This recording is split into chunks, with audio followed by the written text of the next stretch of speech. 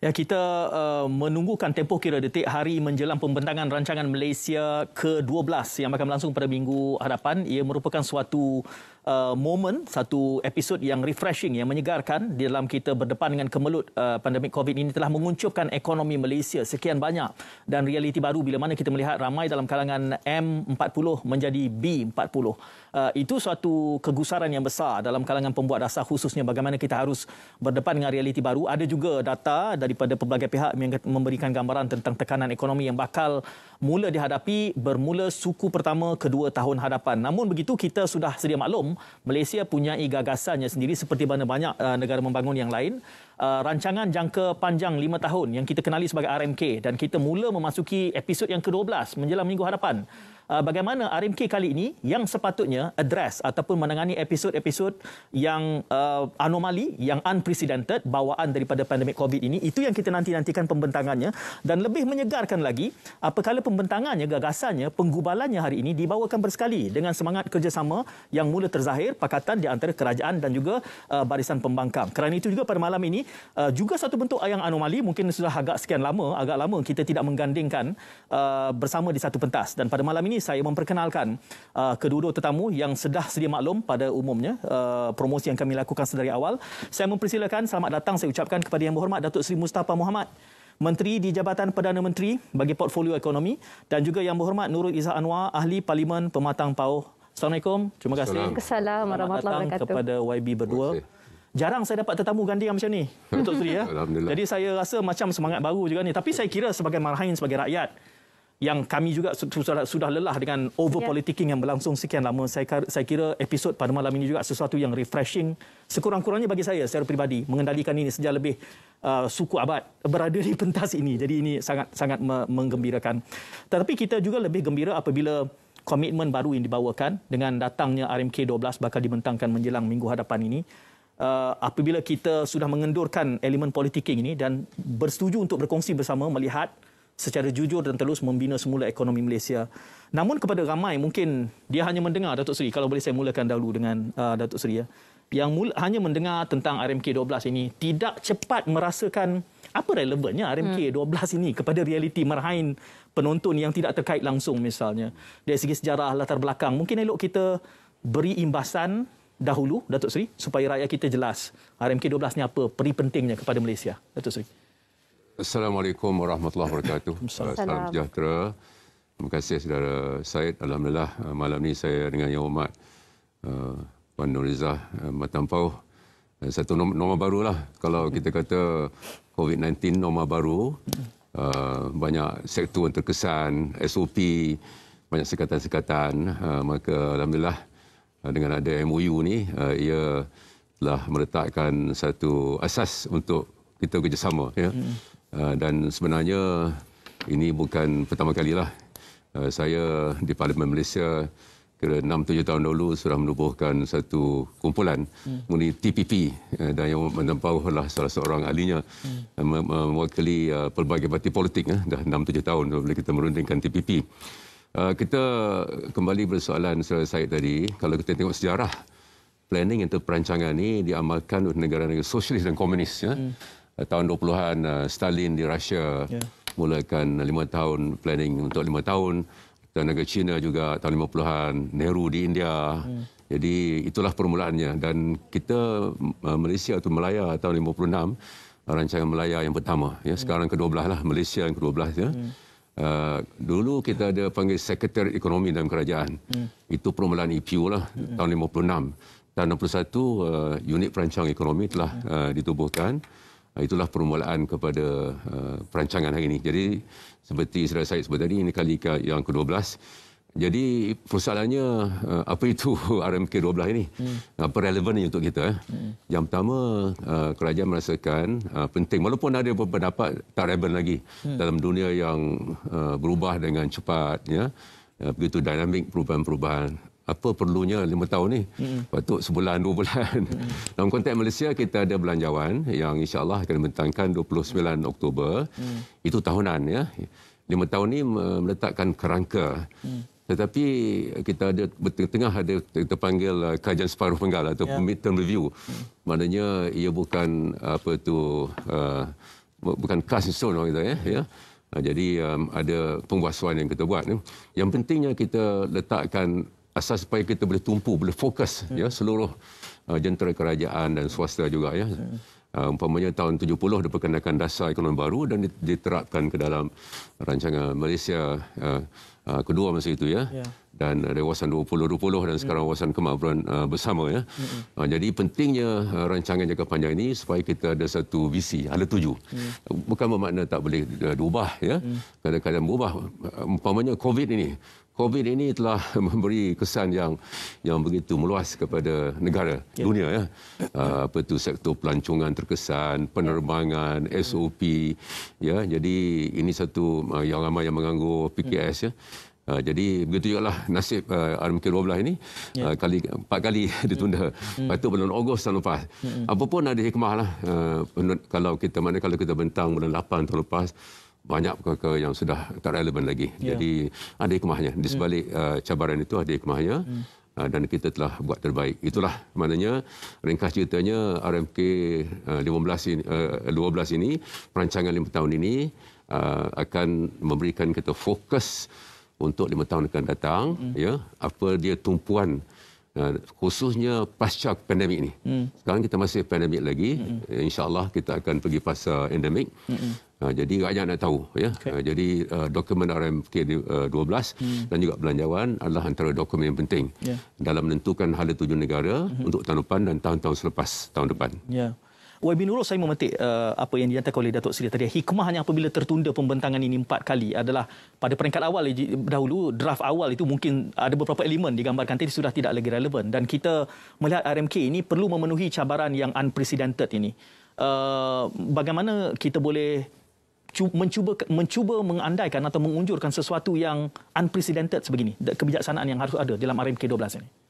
Assalamualaikum warahmatullahi wabarakatuh. Salam hormat. Terima kasih Saudara Said, terima kasih Tok Pa kerana bersama hari ini. Kerana pada saya penting untuk kita bincangkan bagaimana kita boleh memastikan rancangan Malaysia ke-12 ini lebih relevan dan kita belajar daripada prestasi, kelemahan bukan saja RMK 11 dan target-target yang mungkin tak dapat kita capai sepenuhnya, tapi apa yang perlu kita lakukan dengan pandemik yang melanda. Saya rasa menjadi peluang seumur hidup sebenarnya kerana pandemik telah menunjukkan kepada kita kerapuhan sistem, sama ada kiranya jurang miskin kaya ya, sama ada isu pelaburan yang lebih perlu diberikan dalam sektor kesihatan.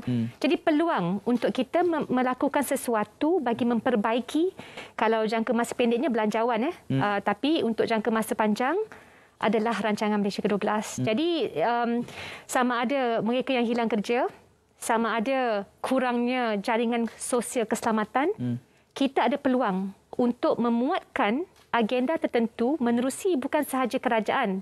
Sebenarnya dia kena ada kolaborasi. Rakyat kena juga terlibat dalam proses ini.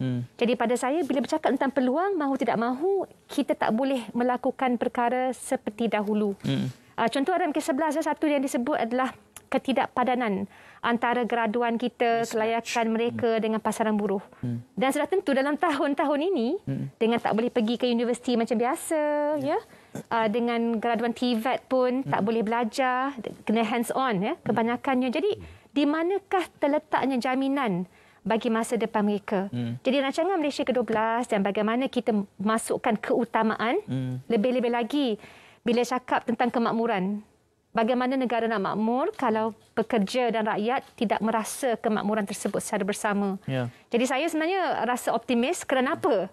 Kerana bila kita faham, kita dapat rasa, kita nampak kesusahan orang di luar sana, itu memperkukuhkan tekad kita bahawa menerusi rancangan, tindakan, kita boleh mengubah hidup mereka. Tapi perlu langkah yang konkret dengan keterbukaan data dan maklumat. Ya, itu yang saya cuba gambarkan tadi. Apabila kita sudah ada keterbukaan untuk melihat bersama-sama, bagaimana kita boleh punyai kebijaksanaan untuk merancang sesuatu yang kita tidak boleh unjurkan dalam realiti yang unprecedented. Itu yang cuba saya gambarkan. Bagaimana role pembangkang misalnya untuk memberikan alternative view kepada sesuatu yang sudah menjadi baku legasi kita sejak sekian lama. Ini episod yang ke-12. Ada suluhan baru terhadap RMK? Daripada dulu semasa kita sebut tentang di mana Malaysia di mata dunia. Saya suka tengok tahun 1960 lah, kerana ketika itu Korea Selatan GDP per kapita dia sedikit rendah daripada kita. Okay. Kita 1,775 US dollars. Dia lebih kurang 1,715 per kapita. Jadi sudah tentu tiba-tiba beberapa dekad lepasnya dia meminta 3 kali ganda lebih daripada kita. Jadi tak tentu dalam saat ini kita perlu melihat bahawa apakah mungkin sektor-sektor dapat yang kita perbaiki dan pada masa yang sama kita kena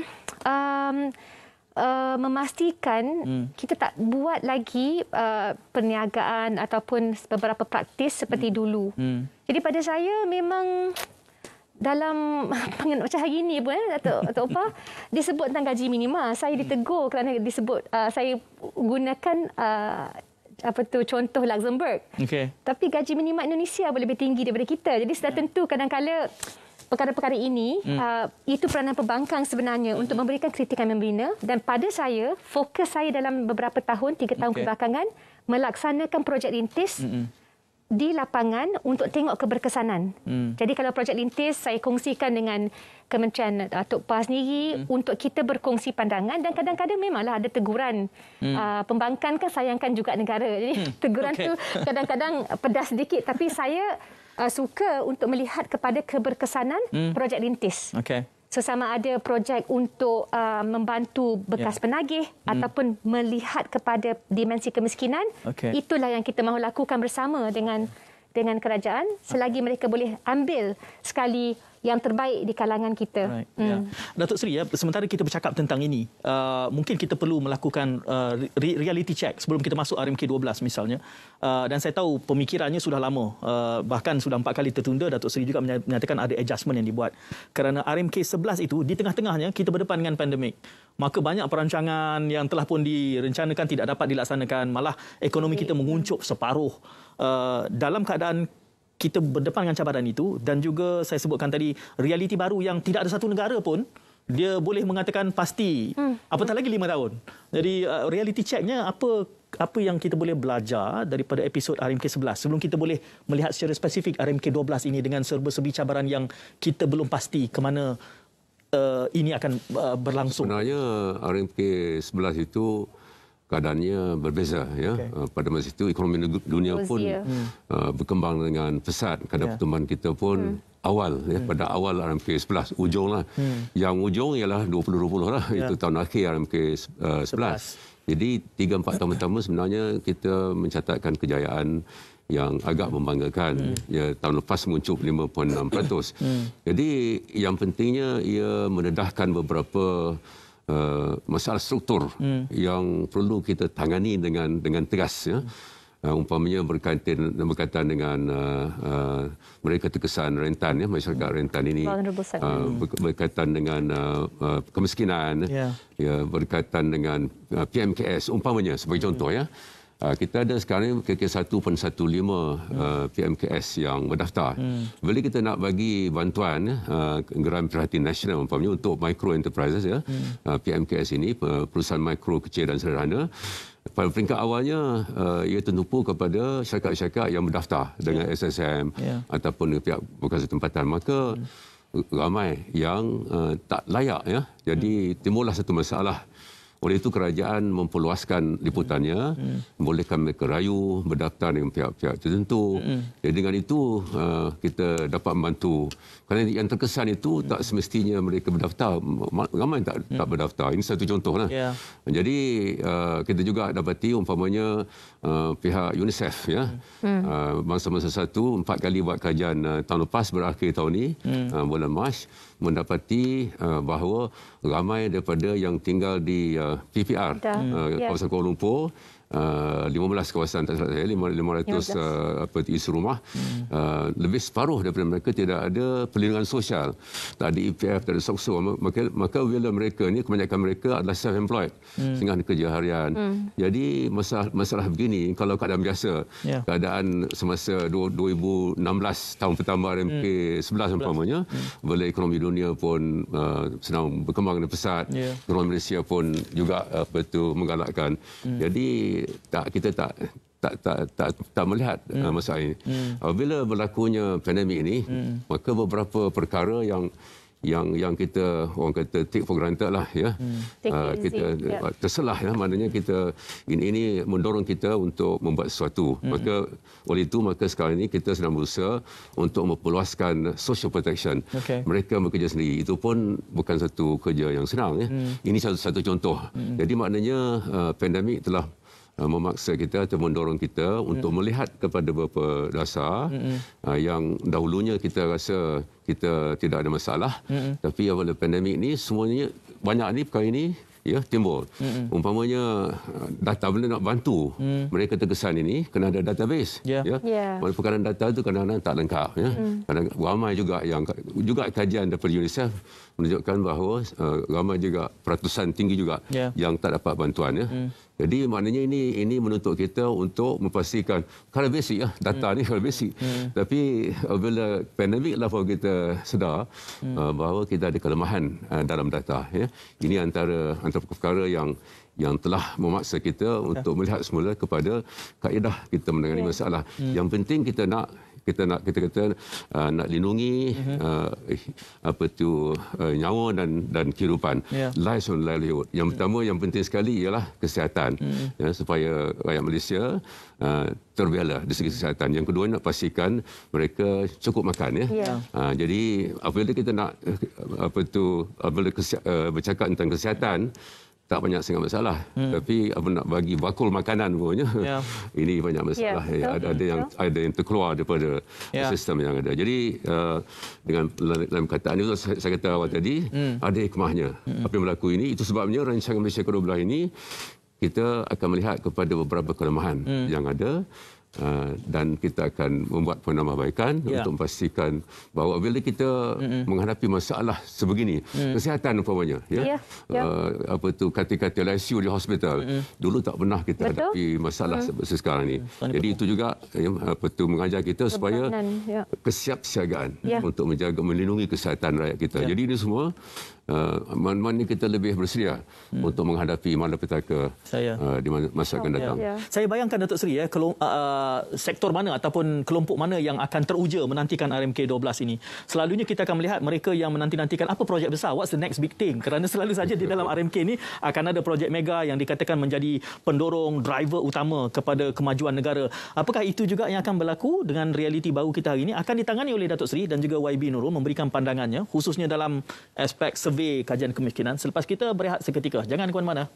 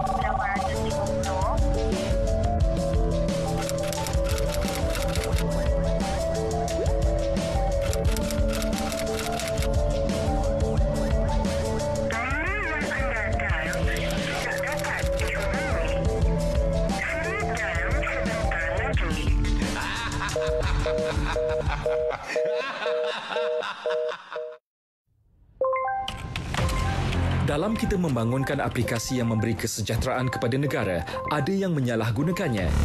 Sejak kebelakangan ini, terdapat peningkatan ketara dalam penyebaran maklumat atau berita palsu yang boleh menimbulkan kekeliruan dan kegusaran di kalangan masyarakat. Ancaman berita palsu tanpa verifikasi sumber, fakta dan maklumat memberi impak serta implikasi negatif kepada rakyat dan negara.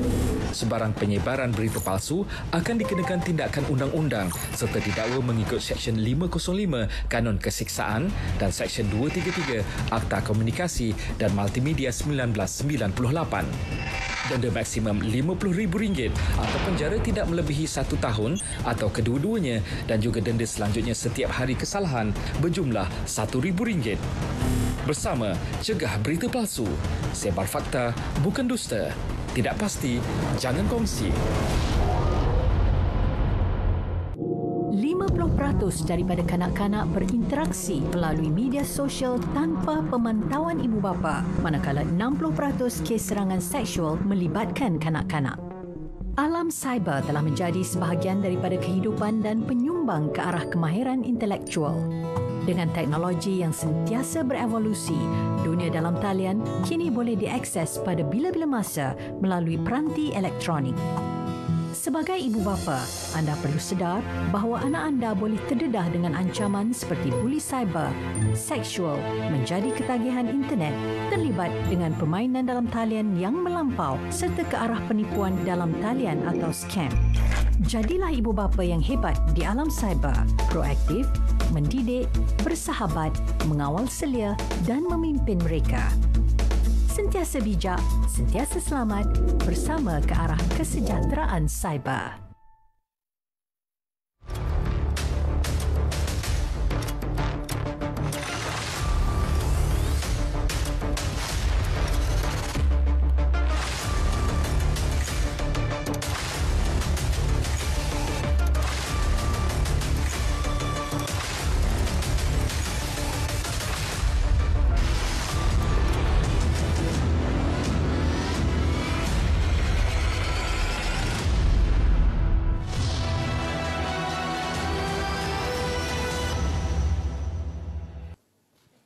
Anda sedang menyaksikan Bicara Naratif ini secara langsung dari Angkasa Puri. Dua panelis digandingkan, Yang Berhormat Datuk Seri Mustafa Mohamed dan juga Yang Berhormat Nurul Izzah Anwar. Anda mungkin boleh mengambil kesempatan berinteraksi bersama di Facebook Live Berita RTM. Kalau ada masanya nanti, mudah-mudahan ada, kita akan mencuplik beberapa pandangan untuk kita bawakan, bentangkan di meja perbincangan Bicara Naratif ini. Saya gantung tadi Datuk Seri, saya beralih kepada Datuk Seri semula.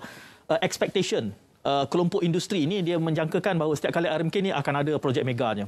Tetapi kita berdepan dengan realiti baru ini dan selalu saja expectationnya, jangkaannya adalah projek mega tertentu nanti akan menjadi pemandu utama, pemacu kepada rancangan yang akan trickle down manfaatnya secara lebih menyeluruh. Apakah itu realitinya juga? Apakah itu keutamaannya? Dan apakah itu juga strateginya di dalam RMK 12 ini?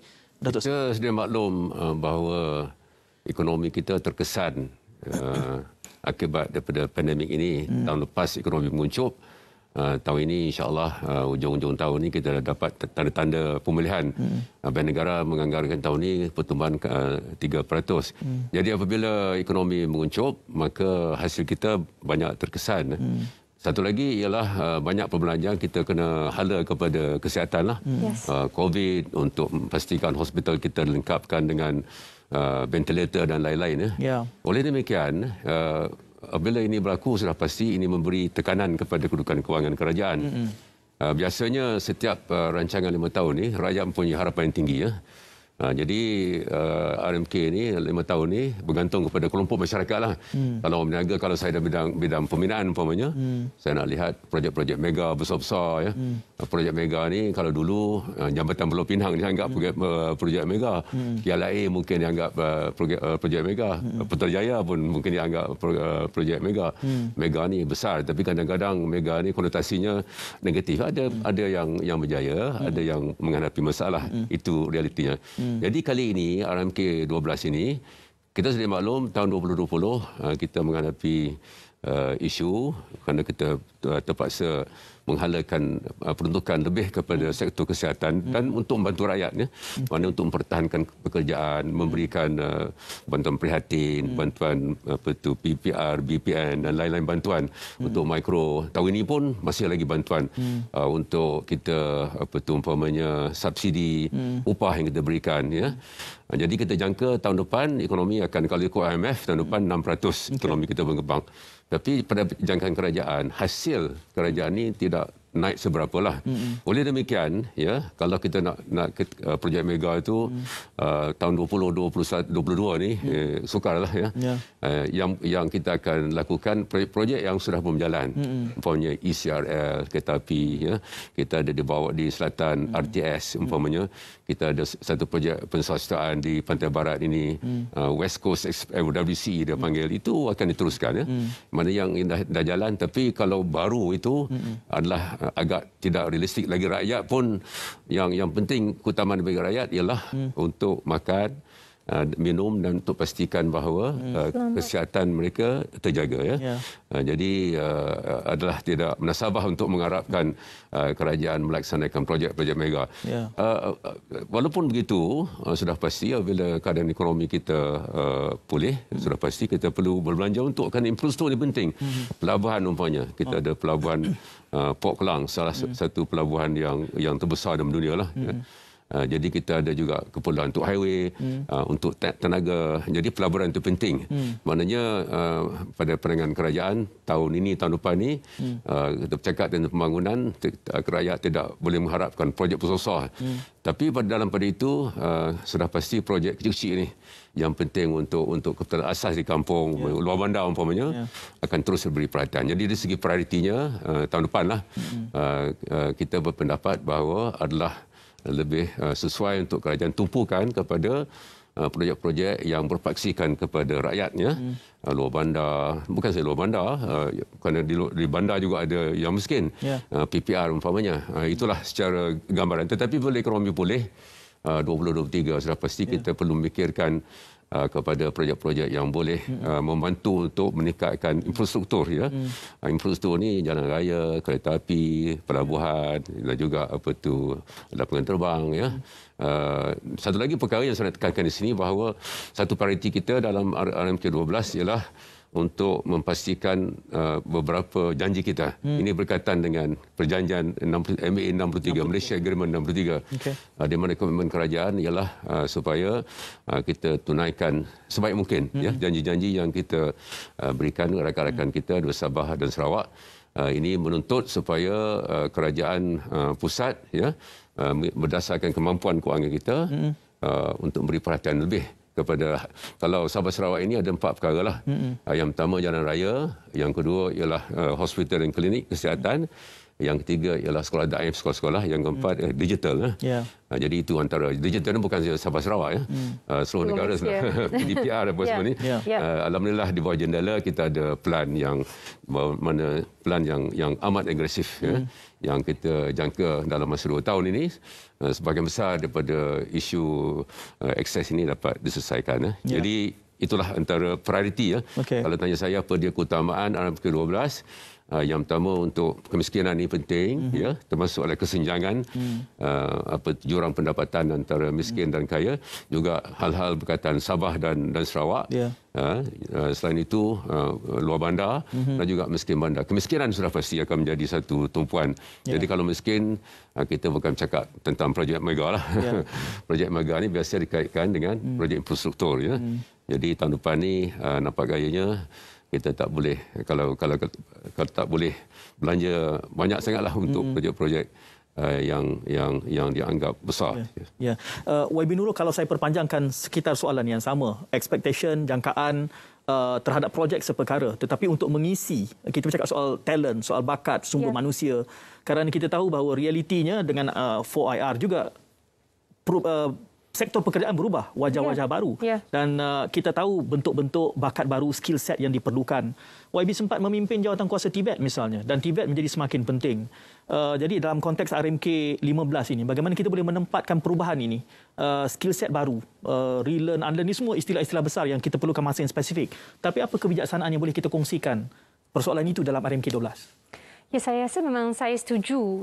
Sebagaimana Tok Pa sebut itu, bila kita cakap tentang projek, dia tidak akan membawa makna kalau tidak terarah kepada rakyat.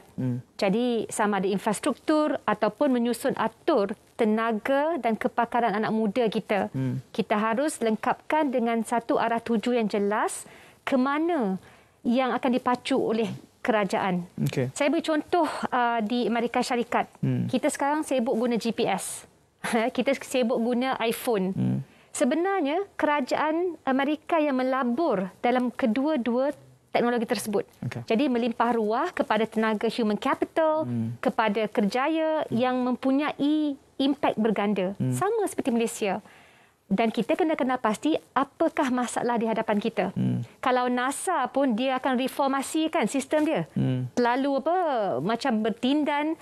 Saya nampak TVET semasa 6 bulan saya sempat mengepalai jawatan kuasa permekasaan. Terlalu banyak agensi dan kementerian yang mengawal selia. Maka untuk memudahkan bagi anak muda kita belajar, upskilling, reskilling, unskilling. Kita pun sebagai ahli parlimen, saya rasa saya pun kena unlearn dan relearn. Itu daripada penggal pertama hingga ketiga. Ini kan itu merupakan sesuatu yang harus menjadi lumrah hidup sesiapa pun.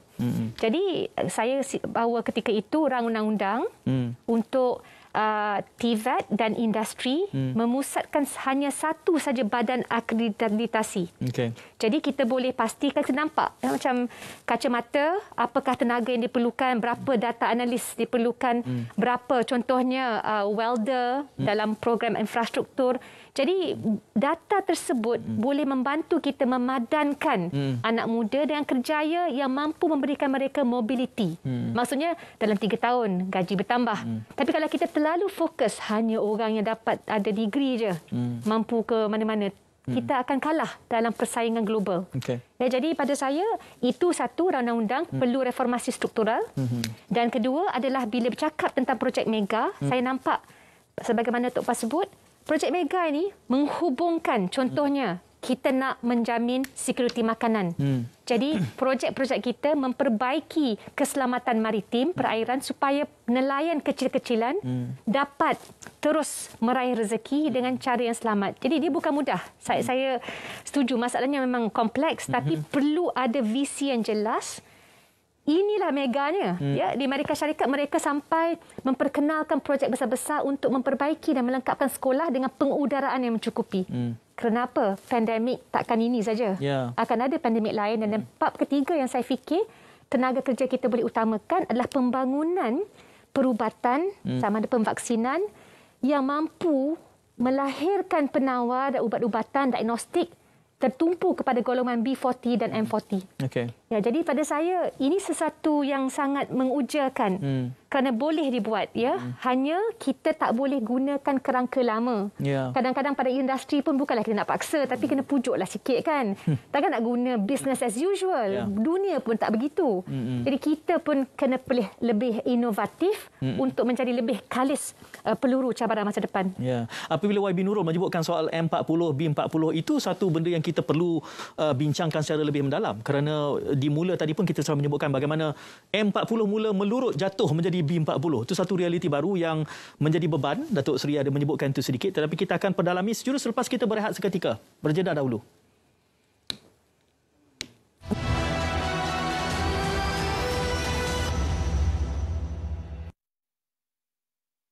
Ini Mat.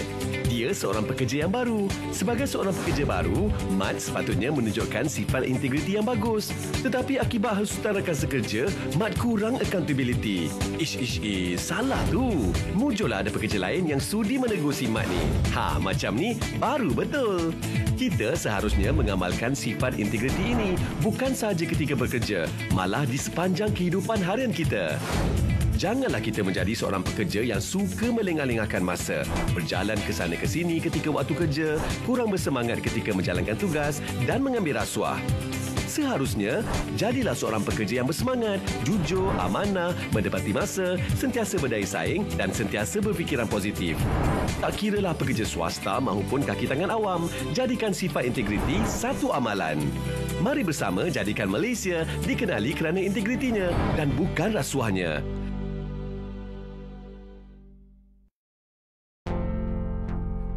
Terdapat 6 langkah yang perlu anda ikuti untuk memastikan proses suntikan vaksin berjalan lancar. Pastikan anda telah memuat turun, mengaktifkan dan mengemaskini maklumat peribadi di dalam aplikasi MySejahtera. Jawab semua soalan penilaian kesihatan. Baca dan fahami maklumat vaksin COVID-19 dan borang persetujuan suntikan vaksin COVID-19 di MySejahtera. Anda perlu menandatangani borang tersebut di hadapan petugas kesihatan. Datang ke lokasi pusat pemberian vaksin PPV pada tarikh dan masa yang ditetapkan. Bawa kad pengenalan dan telefon bimbit mengandungi aplikasi MySejahtera yang telah diaktifkan. Pakai pakaian yang sesuai untuk memudahkan suntikan, iaitu berlengan pendek atau berlengan panjang yang longgar dan boleh dilipat ke pangkal lengan. Lindung diri, lindung semua. Seiring dengan perkembangan teknologi komunikasi, kerajaan terus memberi tumpuan dalam memperluaskan capaian internet di 839 lokasi, terutamanya di kawasan penempatan orang asli dan terpencil di Sabah dan Sarawak. Dengan usaha berterusan pihak kerajaan untuk menyediakan infrastruktur kepada rakyat, Pelan Tindakan Jalinan Digital Negara atau JENDELA telah dilancarkan pada 2020. Ia dilaksanakan secara berfasa melibatkan penamatan rangkaian 3G pada akhir 2021. Seterusnya, pemantapan rangkaian 4G dan penggunaan 5G bagi mengakses talian mudah alih berkelajuan tinggi di seluruh Malaysia dapat direalisasikan. Teknologi terminal satelit aperture sangat kecil VSAT antara infrastruktur penting untuk merapatkan jurang digital di kawasan pedalaman. Dengan adanya capaian internet berkualiti, komuniti di kawasan pedalaman dapat membina kemahiran pembelajaran dalam talian serta membantu meningkatkan ekonomi pengusaha IKS melalui e-dagang.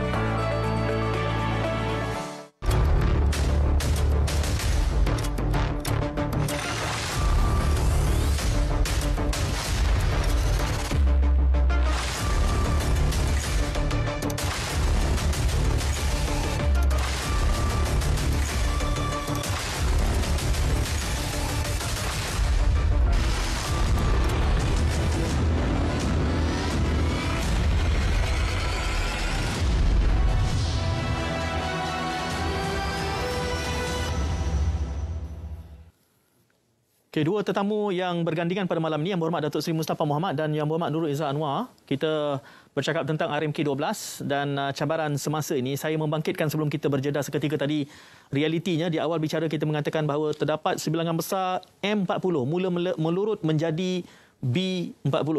Datuk Seri, kalau boleh saya minta sedikit huraiannya realiti ini. Ini clear and present danger ni. Ya. Datuk Seri. Kita bagikan kelompok isi rumah ikut pendapatan lah. Kita ada 3 kategori. Satu T20, yang kedua M40, yang ketiga B40. Yang pertamanya yang B40 ni yang paling bawah. Ya. Maknanya B40 maknanya 40% ke bawah. Kira-kira 2.9 juta ketua isi rumah. Ya. Pendapatannya 5,000 sekitar 5,008 ringgit sebulan ke bawah satu isi rumah. Yang T20 ni sekitar 11,000 ke atas. Itu adalah angka-angka yang digunakan untuk membahagikan kelompok pendapatan. Ya. Jadi T20 yang tinggi sekali, M40 itu tengah, B40 di bawah. Jadi COVID ini sebenarnya angka-angka dia ni angka untuk tahun 2020. Okay. Kita belum buat lagi 2021. Apa yang berlaku? Dua perkara lah saya nak kongsi. Yang pertamanya, kita dapati bahawa kira-kira 40% daripada ketua isi rumah mengalami kemerosotan dalam pendapatan. Ya. 40%, mana separuh lah hampir. Turun pendapatan, setengah-setengah tu turun banyak lah. Itu yang pertama. Ya. Yang keduanya, 600,000 daripada yang tengah tadi, M40, turun kepada B40. Jadi B40 ni ada 2.9 juta keluarga, campur dengan 600, jadi 3.5 juta B40 isi rumah. Jadi ini antara impak pandemik ni kepada negara kita cukup besar. Kerana kalau saya seorang pilot katanya, seringkali digunakan contoh pilot ni. Jadi pilot ni T20 lah ya. Setengah daripada mereka memang tak ada pendapatan, tak ada kerja. Ya, itu sebabnya kerajaan bertanggungjawab untuk pastikan untuk melindungi hidup, nyawa dan kehidupan tadi. Ya. 500, kita sudah maklum 8 pakej 530 bilion yang telah dibelanjakan oleh bukan kerajaan saja. Ada bank, ada Perkeso, ada EPF, ya, daripada 4-5 sumber. Ya. Jadi itu yang berlaku.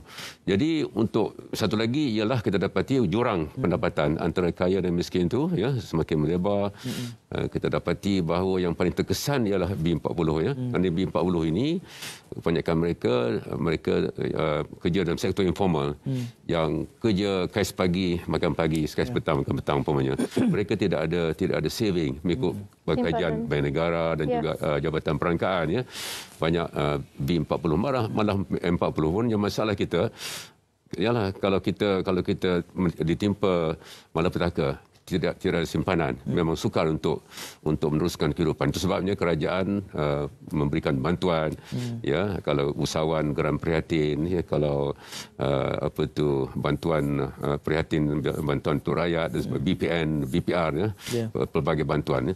Jadi maknanya ini telah menyebabkan kita terpaksa menghalakan sumber kewangan kepada usaha-usaha untuk memastikan kesihatan rakyat dilindungi dan pekerjaan dapat dipertahankan. Ini fenomena. Jadi itu sebabnya hari ini kita bercakap tentang nak buka sektor ekonomi. Kerana ini hampir ke semua sektor. Satu masa dahulu bulan Mac tahun lalu dan baru ni pun total lockdown. Walaupun tak bergerak ni tutup semua ya. Ini telah memberi kesan yang besar. Bulan Mei tahun lepas rupanya kadar pengangguran 5.3%, lebih dari 800,000 yang tak ada kerja, sekarang 4.8% ya.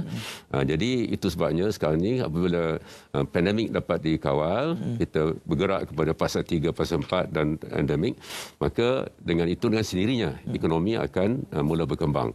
Harapan kita bila ekonomi berkembang, yang pertama rakyat lebih selesa dan kita dapat kurangkan bantuan pada rakyat. Itu harapan kita ya. Itu bergantung pada keadaan. Kita tahu bahawa beberapa buah negara dia mari gelombang kedua, ketiga, keempat ya. Yang berlaku di UK dan lain-lain ya. Kita mendoakan tak berlaku di sinilah. Jadi itu fenomena yang berlaku. Maknanya untuk rancangan Malaysia ke-12 ya, kita kena pastikan bahawa isu-isu masalah yang dihadapi ini dapat kita tangani dengan baik. Itu sebabnya kita perlu perkokohkan sistem penjagaan kesihatan ya, hospital dan juga kemudahan-kemudahan. Kita juga perlu perluaskan perlindungan sosial. Tadi kita kata ramai yang tinggal di kampung, tinggal di rumah PPR di bandar umpamanya, tidak ada perlindungan sosial, yang bekerja sendiri ni. Malah ada yang bekerja dalam sektor gig ni. Kalau tahun lepas dia buat kajian, tak kurang 600,000 rakyat Malaysia yang terlibat dalam sektor gig ini. Dan kebanyakan mereka tidak ada perlindungan sosial kalau kemalangan atau kalau buang kerja. Jadi ini perkara yang perlu kita tangani. Jadi dalam rancangan Malaysia ke-12, umpamanya perlindungan sosial harus diberi perhatian lebih ya, untuk memastikan bahawa bila rakyat menghadapi masalah malapetaka ada cushion ya, maknanya tidak terkesan teruk sangatlah ya.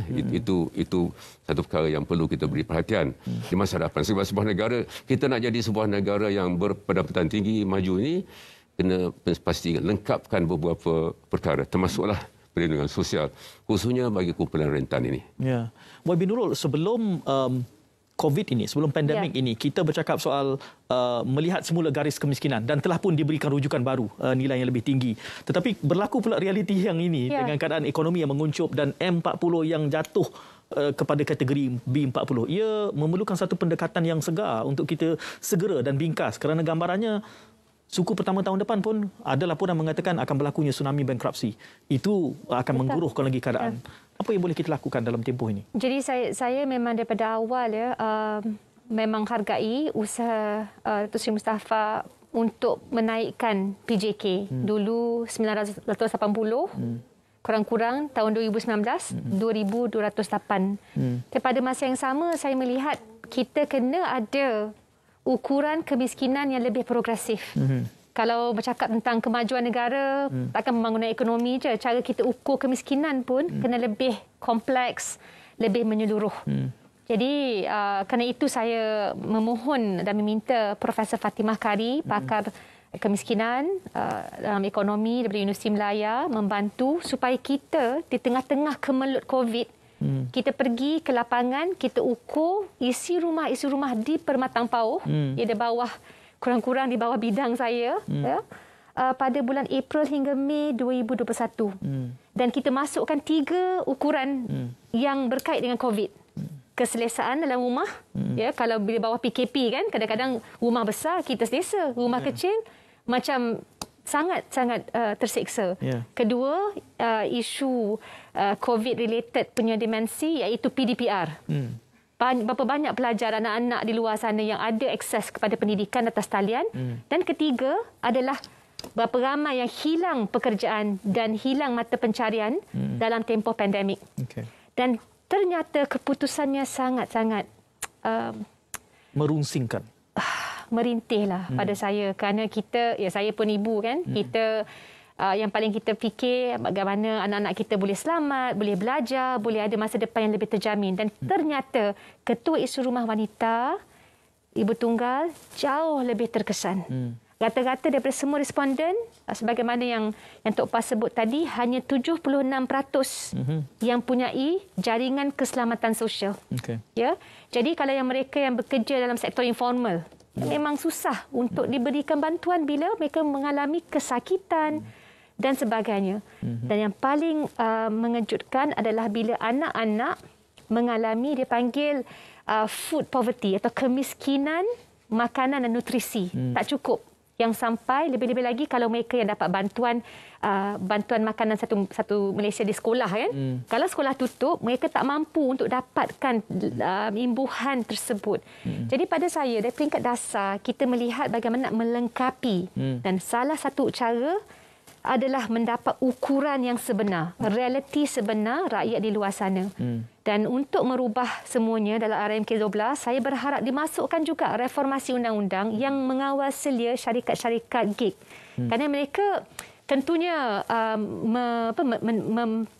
mendapatkan pekerja, tapi pekerja tidak dilayan sebagai employee. Dia kontraktor. Dan kuasa yang dipegang oleh syarikat jauh atau majikan jauh lebih besarlah banding dengan hak sebagai seorang pekerja. Jadi semua ini kita kena bergerak mengikut masa, peredaran zaman, dan RMK 12 untuk kekal relevan. Bila memperkenalkan, menambah lagi baik capaian, insya-Allah barulah rakyat rasa okey, ada kesan kepada saya. Tapi MPI ini saya sangat terkesan dan saya rasa ialah kita kena melakukan sesuatu lah. Memang nak kata apa, bukanlah lemah semangat, tapi kiranya bila bercakap tentang kerangka keluarga kan, isi rumah, kita sebagai wakil rakyat ni naklah juga ya rakyat hidup dalam keadaan yang jauh lebih selesa. Dan YB menggunakan akronimnya MPI. Elok dijelaskan kepada penonton kita. Multidimensional Poverty Index ini apa dia untuk manfaat penonton kita. Kita cari indeks kemiskinan pelbagai dimensi. Bukan sahaja dari segi pendapatan. Kadang-kadang kita ukur ikut gaji. Tapi kita cari dari segi akses kepada kesihatan. Yang ada insurans kesihatan lagi mudah. Kita cari daripada akses sanitasi. Ada tak macam prasarana bilik air yang lebih moden banding dengan yang dulu, dan juga simpanan lepas bekerja. Termasuklah yang COVID yang saya sebut tadi, PDPR. Kerana rata-rata tak kira latar belakang ibu atau ayah, bila time COVID tak ada internet, tak ada akses kepada sekolah, hilanglah peluang untuk meraih atau menambah mata pelajaran tersebut. Kita ada beberapa cara nak ukur kemiskinan lah. Satu ialah MPI. MPI iaitu kemiskinan keluarga dimensi. Umumnya ada 4 perkara. Yang pertama, pendapatan itu yang konvensional. Selain itu kita ada konsep ketersisihan daripada kemudahan pendidikan, kesihatan. Satu lagi ialah taraf hidup lah. Umpamanya kita dapati mengikut yang di kajian yang dibuat di kerajaan, umpamanya akses kepada tong sampah lah untuk buang sampah. Yang paling teruk sekali. Satu kepadatan disebut tadi, umpamanya kalau kita kata 2 bilik atau 3 bilik lah rumah PPR ini, ada 10 orang ahli keluarga. Itu juga dijadikan satu ukuran. Jadi kalau dalam konteks Malaysia tak salah 11 indikator kita gunakan. Jadi bukan semata-mata pendapatan, Jadi masa depan ni kita yang maksudnya kita harus targeted dalam kita bagi bantuan ini, bukan semata-mata berdasarkan kepada pendapatan ya. Kena tengok juga bilangan isi rumah dalam satu keluarga. Tengok juga kemudahan-kemudahan jauh daripada sekolah, jauh daripada hospital dan lain-lain. Itu maksud. Jadi ini pentinglah. Ya, maknanya antara perkara yang perlu kita lakukan dalam RMK 12 ialah untuk pastikan bahawa bantuan untuk miskin itu bersasar. Bersasar. Ya. Kalau dulu kita tengok pokok rata pendapatan, mungkin ada yang terkeluar ya. Dengan kita gunakan pelbagai indikator ini, sekarang kita guna konsep IKASih yang dibuat oleh ICU Jabatan Perdana Menteri. IKASih ini sekarang ada 500,000 lebih keluarga yang mengikut ukuran yang digunakan yang layak menerima bantuan. Jadi itu kaedahnya. Yang maksudnya dengan adanya usaha di peringkat mikro, peringkat kampung ini, maka kita tengok pendekatan yang berbeza. Dulu kita macam takap muat katanya. Kena fokus di kampung ini, daerah ini dan siapa bertanggungjawab. Ini antara pembaharuan yang perlu kita lakukan. Ada negara maju sebut data ni lebih bernilai daripada minyak. Baik, apabila bercakap tentang itu, saya menggambarkan di sepanjang 50 minit kita bersama ini, kelihatannya seperti isu berkait tentang data ini berbangkit beberapa kali. Ada juga bercakap tadi soal tiadanya perkongsian, YB menyebutnya itu. Dan saya membayangkan bahawa apa pun yang kita ingin rencanakan menjelang RMK 12 ini, sesuai dengan era data raya ini, bagaimana itu boleh dilakukan? Persoalannya, adakah data itu langka, tidak ada, tidak dilakukan ataupun tidak dikongsi? Apa kebijaksanaan yang harus kita laksanakan dalam RMK 12 selepas kita berehat untuk kesekian kalinya?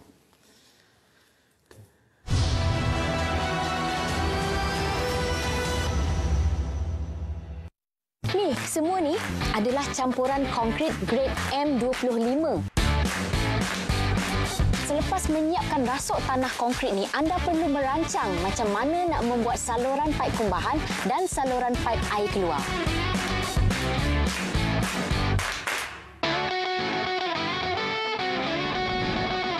Sehingga bertemu lagi dalam Mari Bina Rumah.